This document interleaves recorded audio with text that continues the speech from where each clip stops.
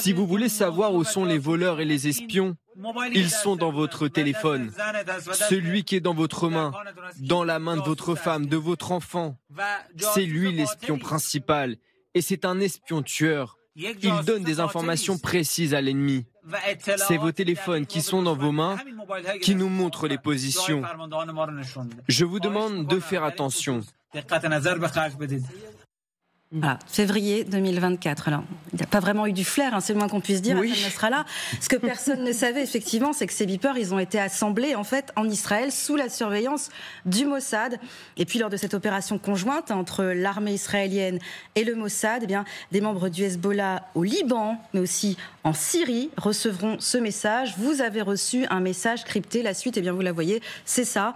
Jusqu'à 3000 officiers et membres du Hezbollah tués ou mutilés, ainsi que de nombreux civils. On le sait, la procédure sinistre, quand même, il faut bien le dire, pour faire un maximum de dégâts, voulait en fait que pour décrypter ce message, eh bien, les utilisateurs devaient utiliser leurs deux mains. Donc le lendemain de cette affaire des beepers, le 18 septembre, des centaines de talkie-walkie ont explosé de la même manière en tuant, en mutilant des utilisateurs. En tout cas, ce qu'il faut savoir, c'est que les diplomates américains ont fait pression en fait sur Hassan Nasrallah pour qu'il accepte en fait le cessez-le-feu avec Israël, mais sans lien avec les combats à Gaza. Proposition qui a été refusée par Hassan Nasrallah, qui a préféré, lui, un cessez-le-feu préalable à Gaza. Les Israéliens ont donc lancé cette opération qu'ils avaient effectivement préparée de longue date. Merci Kadi pour ces révélations qui sont sidérantes. Lucas Manger, moi je m'étonne quand même de la naïveté du Hezbollah qui sait qu'elle a des ennemis, notamment Israël, et qui ne s'inquiète pas quand on vient de démarcher. Enfin, sécuriser ses communications, c'est la base, non ? Oui, mais c'est justement pour ça que le Hezbollah utilisait des beepers, c'est-à-dire que c'était considéré, et il y a d'autres pays dans le monde qui continuent à utiliser ces petits appareils, que c'était ce qui avait de moins visible. Et de fait, vous venez de passer cet extrait d'Hassan Nasrallah. Effectivement, beaucoup des grands chefs du Hezbollah n'utilisaient jamais de téléphone portable, jamais d'ordinateur, et Nasrallah probablement, lui, n'utilisait rien du tout, c'est-à-dire des messagers humains qui passaient des messages, des choses. Mais dans un monde moderne, ultra connecté, de toute façon, le Hezbollah était obligé d'avoir un système de communication. Et j'ajoute, en plus à ce que vous venez de raconter qui est passionnant, c'est qu'ils en ont profité de ces 10 ans pour faire une sorte de signature vocale de tous ceux qu'ils écoutaient. C'est-à-dire qu'ils avaient réussi à obtenir, avec quelques mots parfois échangés en talkie-walkie, une signature vocale de tous les cadres du Hezbollah, y compris quand ils commandaient une pizza ou quand ils appelaient leur épouse pour dire qu'ils rentraient à la maison. Ce qui a permis de cartographier, d'après ce qu'on sait aujourd'hui, l'intégralité des déplacements des cadres du Hezbollah, et puis, in fine, d'amener à Nasrallah. Parce qu'il ne faut pas oublier que pour tuer Nasrallah, il a fallu, selon les règles en tout cas qu'Israël a expliquées, une identification visuelle. Ce qui veut dire qu'à un moment donné, quand Nasrallah rentre dans ce fameux immeuble où il va mourir, quelqu'un du Hezbollah a transmis l'information à Israël.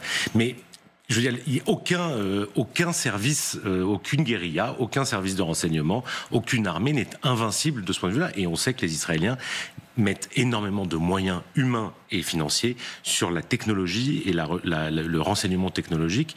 Et donc c'est une opération extraordinairement menée, il faut reconnaître, puisque ne pouvait pas imaginer que dans un si petit appareil, il pouvait y avoir des charges explosives et qu'en plus ça les permettait de les suivre à la trace. Maxime Pérez. Oui, c'est un mode opératoire qui n'est pas totalement nouveau. Toutes les opérations clandestines menées par le Mossad ces 15 dernières années en Iran ont été rendues possibles par ce qu'on a appelé, ce que les Iraniens ont appelé l'industrie du sabotage, c'est-à-dire ces sociétés écrans qui ont été créées par le renseignement israélien en Europe, en Afrique, en Amérique du Sud, et qui ont produit des pièces détachées devant servir au programme nucléaire iranien et qui, in fine, ont permis de faire enrayer, par exemple, des centrifugeuses à Natanz ou dans d'autres sites nucléaires iraniens. Donc c'est un procédé en fait qui a été assez bien rodé ces dernières années et qui a sans doute inspiré ce qui s'est passé avec le Hezbollah le mois dernier.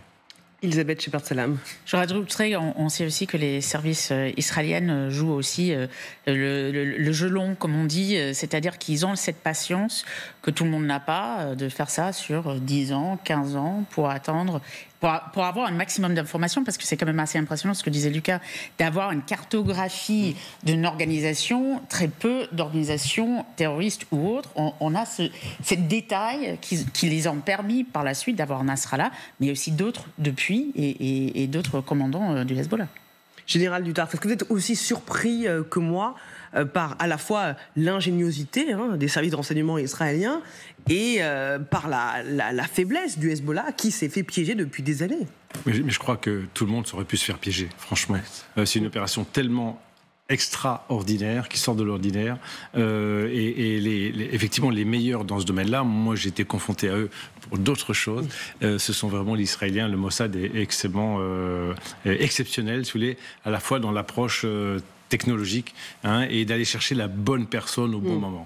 Là-dessus, ils sont absolument remarquables et dans beaucoup d'endroits auxquels on ne pense pas forcément. Alors, moi, je pensais plutôt les talkie-walkie qui ont été piégés depuis 9 ans, ce qui permettait de les écouter. Les beepers, c'est arrivé après, lorsqu'il y a eu l'opportunité de cette commande-là. Et ce qui est extraordinaire, c'est que, enfin, sur le plan technique, c'est qu'ils les ont vraiment fabriqués en Israël. Oui. C'est-à-dire qu'ils ont pris des vrais, en fait, et puis ils les ont simplement piégés. Et puis après, le Hezbollah, pensant commander directement à Taïwan via des sociétés en Europe, et en fait, ils se sont fait complètement avoir parce que ce qui avait été fabriqué en Israël était envoyé en Europe, et puis ensuite réexpédié au Hezbollah. Donc, je crois qu'il n'y a aucun service au monde qui aurait pu faire une opération aussi... en tout cas, il n'a jamais eu une démonstration aussi performante d'un seul service au monde pour ce type d'opération. Maxime Pérez. Oui, les Israéliens ont affirmé avant d'avoir déclenché les hostilités au sol, notamment au sud Liban, qu'ils avaient constitué ces dernières années une liste de 10 000 cibles, une banque de cibles. Et on peut supposer que la géolocalisation de ces appareils permet aujourd'hui aux forces israéliennes de savoir exactement dans quelle maison pénétrer au sud Liban, dans tel ou tel village.